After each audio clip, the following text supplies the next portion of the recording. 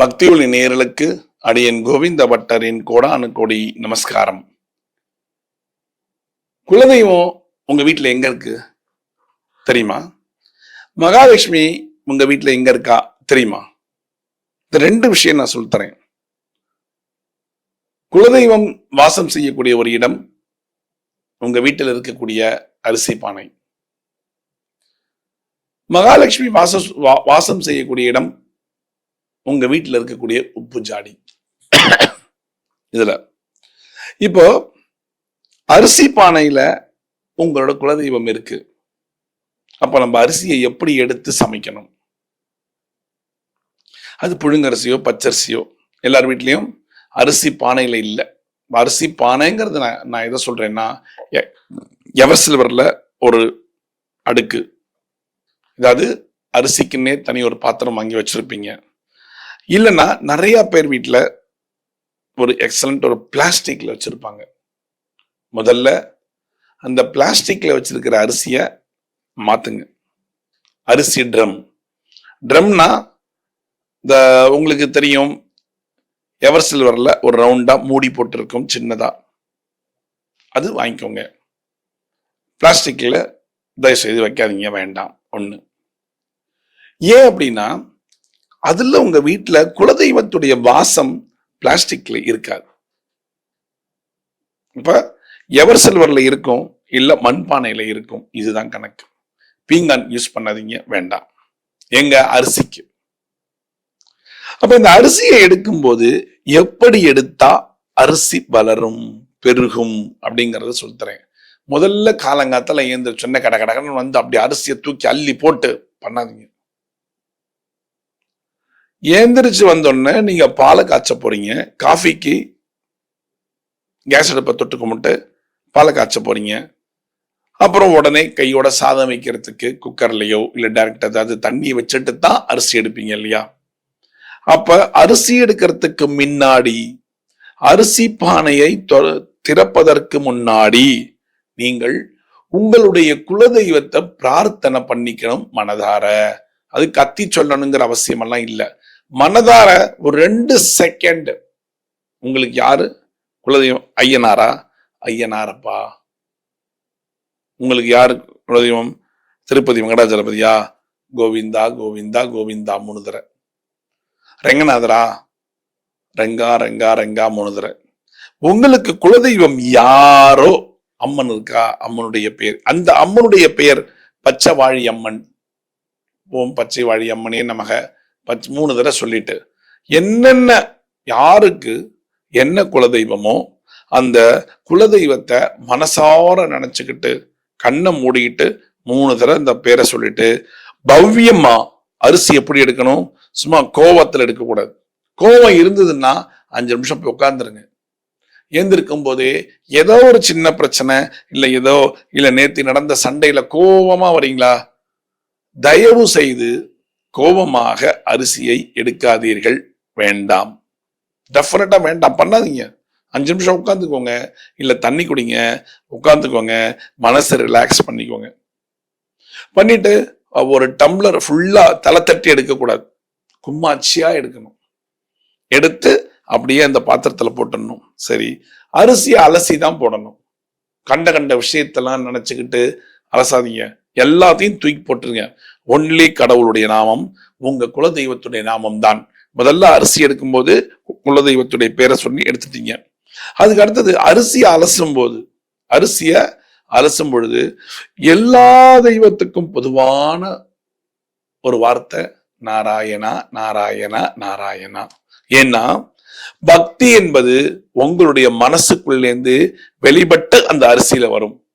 அப்ப சில பேர், எனக்கு கடவுளே பிடிக்காதியா, நான் கடவுளோட மந்திரத்தை சொல்ல மாட்டேன், எனக்கு கடவுள் பிடிக்காது. பரவாயில்ல, உங்களுக்கு பிடிக்குது பிடிக்கலங்கிறது வேற விஷயம். யார பிடிக்குமோ, உங்களுக்குன்னு ஒருத்தர் இருக்கார்ல, சார் எனக்கு என்னுடைய கணவர்னா ரொம்ப பிடிக்கும் சார், நான் கடவுள்லாம் தொழ மாட்டேன், என்னுடைய கணவரை பொழுதனைக்கும் நினைச்சிட்டு இருப்பேன், எனக்கு அவர் தான் சார் தெய்வம். பரவாயில்ல, அவரை மனசார நினைச்சுக்கோங்க. அதாவது கடவுள்னு ஏன் சொல்றேன்னா, it will create positive energy. உங்களுடைய அந்த அரிசி சாதம் இருக்கு இல்லையா, அந்த சாதம் வேகும் பொழுது அந்த குலதெய்வத்துடைய கடாட்சத்தையும் பெருமாளுடைய கடாட்சத்தையும் ஒரு சேர கொண்டு வரும். எப்படின்னா அந்த ஒரு டேஸ்டே தனியா இருக்கும். நீங்க வேணா கோபத்துல அந்த சாதம் வைக்கிறதுக்கும் சந்தோஷமா அந்த சாதம் வைக்கிறதுக்கும் வித்தியாசம் இருக்கு. அப்ப எந்த மனநிலை இருந்தாலும் உங்க மனநிலையை தெளிவுபடுத்தி வந்து அரிசி எடுக்கும் போது குலதெய்வத்துடைய பெயர் 3 தடவை, அரிசி வாஷ் பண்ணும்போது நாராயணா நாராயணா நாராயணா, அவ்வளவுதான். சரி, குலதெய்வமே எனக்கு தெரியாது சார், குலதெய்வமே எனக்கு தெரியாது, பெரியவா யாரும் சொல்லல, ஆனா நான் ஒரு இஷ்ட தெய்வம் எங்க வீட்டு பக்கத்துல இருக்கிற பிள்ளையாருக்கு டெய்லி போயிட்டு வருவேன், பிள்ளையார போய் பார்த்துட்டு வந்துடுவேன், எனக்கு ஒரு மன சாட்டிஸ்பாக்சன் இருக்கு. ஆனா குலதெய்வம் தெரியாது.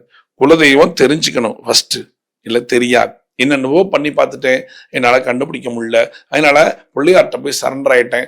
பிள்ளையாரப்பா விநாயகா டெய்லி அதான் சொல்லுவேன். பரவாயில்ல, உங்களுக்கு குலதெய்வம் தெரியலன்னா பரவாயில்ல, அந்த விநாயகருடைய பெயரை சொல்லி நீங்கள் எந்த தெய்வத்தை இஷ்ட தெய்வமாக எடுத்துக்கொண்டிருக்கிறீர்களோ அந்த தெய்வத்தினுடைய பெயரை 3 தடவை சொல்லி அரிசி எடுங்க.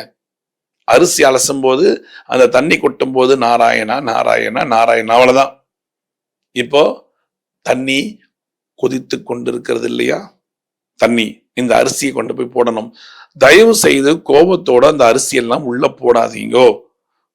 மனசை நிம்மதியா வச்சுட்டு கடவுளுடைய பெயரை மட்டும் உச்சரிச்சுக்கோங்க, வேற எதுவும் வேண்டாம். அரிசி எடுக்கும் போது குலதெய்வத்துடைய பெயர், அரிசி களையும் போது நாராயணனுடைய பெயர், அரிசி தண்ணியில போடும் பொழுது என்ன பெயர் சொல்லணும் தெரியுமா? என்ன பெயர்? ஓம் வருணாய நமக, ஓம் வருணாய நமக, ஓம் வருணாய நமக. ஏன்னா இந்த மந்திரத்தை சொல்லி அந்த அரிசியை போட்டு சாதம் வெடிச்சிட்டீங்கன்னா சாதம் டேஸ்ட் தனி. உங்க வீட்டுல என்னென்ன பஞ்சம் வராது தெரியுமா? அரிசி பஞ்சம் வராது, தண்ணி பஞ்சம் வராது. இந்த ரெண்டும் ரொம்ப முக்கியம் வாழ்க்கையில, இல்லையா?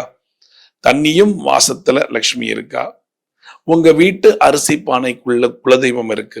சோ ரெண்டுமே நமக்கு அந்த கடாட்சத்தை கொண்டு வந்து சேர்க்கும் பொழுது எப்பேற்பட்ட ஒரு கடாட்சங்கள் நம்ம வீட்டுல இருக்கும் தெரியுமா? குலதெய்வத்துடைய கடாட்சமும் இருக்கும், லட்சுமி கடாட்சமும் இருக்கும். இந்த ரெண்டும் நமக்கு கிடைச்சா போதும் தானே, வேற என்ன வேணும்? வேற என்ன வேணும் சொல்லுங்க? ரெண்டே 2 போதும், சாதம் ஆயிடுச்சு, எல்லாம் ரெடி ஆயிடுச்சு. தயவு செய்து அது பிரசாதம். எப்ப பெருமாளுடைய பெயரை சொல்லி அந்த அரிசியை போட்டு சாதம் வெடிச்சிட்டீங்களோ அப்ப அதுக்கு பேர் பிரசாதம். அது அப்படியே ஒரு கப்பல கொஞ்சோண்டு எடுத்து கொண்டு வந்த உங்க வீட்டுல இருக்கக்கூடிய தெய்வத்துக்கு ஒரு நெய்யை ஊத்தி நைவேத்தியம் பண்ணிடுங்க. ஓம் நமோ நாராயணாய அப்படின்னு 4 தடவை சொல்லி நிவேதனம் பண்ணிடுங்க, அவ்வளவுதான். அந்த அந்த சாத்தை கொண்டு வந்து திருப்பி சாத்தோட சேர்த்துடணும். இது அரிசிக்கு. அடுத்தது லக்ஷ்மியோட கடாட்சம். லக்ஷ்மினா என்ன? 8 லக்ஷ்மி. அந்த 8 லக்ஷ்மியும் ஒரு சேர அஷ்டலக்ஷ்மி இருக்கு இல்லையா, ஒரு அந்த அத்தனையும் உங்க வீட்டுக்கு வரணும். எனக்கு வேணும் தன தானிய எல்லாமே வேணும், எனக்கு குழந்தை பாக்கியம் வேணும், சந்தான லட்சுமி வேணும், எல்லாமே இருந்தா வாழ்க்கை சுபிக்ஷம் தானே. எல்லா லட்சுமியும் என்கிட்டப்பா அப்படின்னு நம்ம சொல்லும் போது எவ்வளவு சந்தோஷமா இருக்கு இல்லையா? அந்த லட்சுமி கிடைக்கணும்னா ஜாடியில உப்பு போடணும். உங்க வீட்டுல ஜாடி இருக்கா இல்லையா? வாங்கிக்கோங்க. அந்த ஜாடியில உப்பு, என்னைக்கு அந்த உப்பை கொண்டு போய் அந்த ஜாடியில சேர்க்கணுங்கிறத சொல்றேன். புது ஜாடி வாங்கிட்டீங்களா? வெரி குட், சூப்பர், வாங்கிட்டீங்கல்ல, ரைட். உங்க வீட்டு ரேக்ல கொண்டு போங்க. கொண்டு போயிட்டு அந்த ஜாடியை தரங்க. ஜாடியை திறந்துட்டு உங்களுடைய வீட்டுல குலதெய்வம் வச்சிருப்பீங்கல்ல, சாமி ரூம், அது கிட்ட ஜாடியை வைங்க. புது ஜாடி இல்ல பழைய ஜாடி யூஸ் பண்ணாம இருக்கு, நல்லா தொடச்சி எடுத்துட்டு வாங்க. உங்க வீட்டுக்கு முன்னாடி கோலம் போட்டு வச்சிருக்கீங்களா? பூஜை ரூம்ல வைங்க. கல் உப்பிடுங்க, ஒரு சேர கல் உப்பு எடுத்து அந்த கடவுள்கிட்ட அந்த கல் உப்பை காமிச்சு பிரார்த்தனை பண்ணிக்கோங்க. அத்தனை லட்சுமி கடாட்சமும் என் வீட்டுல என்றென்றும் இருக்க வேணுமாய் எல்லாம் வல்ல பெருமாளையும் லட்சுமியையும் பிரார்த்தனை செய்து கொள்கிறேன் அப்படின்னு வேண்டிக்கோங்க. வேண்டிட்டு அந்த உப்பை அப்படியே பொட்டுன்னு போடக்கூடாது, அப்படியே அப்படியே கையிலேந்து விழணும், அப்படியே ஜாடிக்குள்ள விழுந்தோடனே இருக்கிற உப்பெல்லாம் போட்டு நல்லா மூடி அழகா மேல வச்சிருங்க. தினம் ஒரு சிட்டியை போடுங்க அதுல இருந்து எடுத்து. ரைட்டுங்களா? சோ இந்த மாதிரி பண்ணா உங்க வீட்டுல 8 லட்சுமியோட கடாட்சங்கள் உங்க வீட்டுக்கு வருமா? அப்ப என்ன எல்லாமே இருக்கும் உங்க வீட்டுலங்க, எல்லாமே கிடைக்கும். 1 லட்சுமியை வச்சுட்டா பணம் கிடைக்கும், 8 லட்சுமியை வச்சுக்கிட்டா என்ன கிடைக்கும்? பணம் கிடைக்கும், தைரியம் கிடைக்கும், வீரியம் கிடைக்கும், எல்லாமே சந்தானம் கிடைக்கும், ஹெல்த் வெல்த் எல்லாம் கிடைக்கும். சோ அந்த மாதிரி இருக்கும்போது இந்த 8 லட்சுமியோட கடாட்சம் அஷ்டலட்சுமியோட கடாட்சம் நமக்கு வந்தா நல்லது தானே. அப்ப என்ன பண்ணும்? உப்பு ஜாடியில போடணும். அது பீங்காங் ஜாடியா தான் இருக்கணும். அந்த ஜாடிய உங்களுடைய வீட்டில் இருக்கக்கூடிய குலதெய்வம் முன்னாடி கோலம் போட்டு வச்சு அதுல உப்பை கொஞ்சம் போட்டு நேர எடுத்துட்டு போய் சமையல் ரூம்ல வச்சு ஃபுல்லா உப்பு போட்டு ஃபுல் பண்ணிடுங்க. ஒரு வாரமும் பாருங்க, அந்த உப்பு தீரும் பொழுது கரெக்டா 15 நாள் இந்த வெள்ளி வாங்கிட்டோமா, மாசத்துல 2 வெள்ளிக்கிழமை உப்பை வாங்கி ஃபில்அப் பண்ணிடுங்க. உப்பை வாங்கி ஃபில்அப் பண்ணி உங்களுக்கு ஞாபகம் இருக்கா? அந்த காலத்துல எல்லாம் வெள்ளிக்கிழமை ஆச்சுன்னா உப்பு வண்டி வரும். உப்பே உப்பேன்னு வருவாங்க, உப்பு வண்டி. எல்லாரும் வந்து பாத்தீங்கன்னா எல்லார் வீட்லயும் உப்பு இருக்கோ இல்லையோ இந்த வெள்ளிக்கிழமை உப்பு வாங்கணும்னு வாங்கிடுவாங்க. பார்த்திருக்கீங்களா? அன்னைக்கு சுபிக்ஷமானதானே இருந்தோம். அதனால வெள்ளிக்கிழமை அன்னைக்கு உப்பு வாங்கி கொண்டு வந்து வீட்டுல வாரத்துக்கு 2 வெள்ளிக்கிழமை அவ்வளவுதான். முதல் வெள்ளிக்கிழமையும் கடைசி வெள்ளிக்கிழமையும் உப்பு வாங்கி அந்த உப்பை முடிஞ்சா உங்க வீட்டுக்கிட்ட பெருமாள் கோயில் இருந்தா பெருமாள் கோயில் கையில வச்சு வாங்கிட்டு வாங்க. இல்லங்கெல்லாம் வச்சு கொடுக்க மாட்டாங்க அப்படின்னா கவலைப்படாதீங்க, நேரம் உங்க வீட்டுக்கு வாங்க. உங்க பூஜை ரூம்ல உப்பை வைங்க. ஒரு 10 நிமிஷம் வச்சுட்டு அந்த உப்பை எடுத்துட்டு ஜாடியில கொட்டுங்க. எக்ஸலண்டா உங்களுக்கு சேரும். இதெல்லாம் நிதர்சனமான உண்மை. இதை செஞ்சு பார்த்தீங்கன்னா உங்களுக்கு தெரியும். நான் செஞ்சு பார்த்திருக்கேன். அதனாலதான் இந்த பரிகாரத்தை உங்களுக்கு சொல்றேன். செய்யுங்க, அருமையான கடாட்சம் உங்களுக்கு இருக்கும். இது நீங்க எந்த அளவுக்கு நம்பிக்கையா செய்யறீங்களோ அந்த அளவுக்கு உங்களுக்கு அந்த கடாட்சம் கிடைக்கும். செய்யறீங்களா? செய்யுங்க. மீண்டும் ஒரு சாஸ்திர சம்பிரதாயத்திலே நான் உங்களை சந்திக்கிறேன். பக்தி ஒளி நேயர்களுக்கு என் கோவிந்த பட்டரின் கோடானு கோடி நன்றிகள்.